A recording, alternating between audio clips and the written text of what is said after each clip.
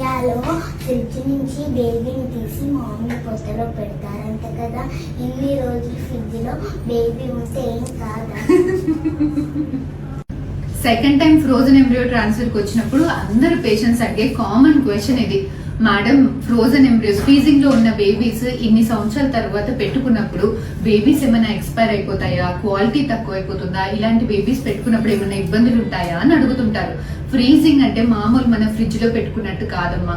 -196°F లో liquid nitrogen లో embryos ని ఫ్రీజ్ చేసేస్తాం. కొంతమంది పేషెంట్స్ కి ఎక్స్ట్రా ఎంబ్రియోస్ వచ్చినప్పుడు ఫస్ట్ టైం పెట్టినప్పుడు సెకండ్ ప్రెగ్నెన్సీ కోసం ప్లాన్ చేసుకోవాలనుకున్న వాళ్ళు ఎక్స్ట్రా బేబీస్ ని ఫ్రీజింగ్ లో పెట్టుకుని కొంతమంది 2 years 3 years మాక్సిమం ఎన్ని ఇయర్స్ అంటే మాక్సిమం 10 years 20 years.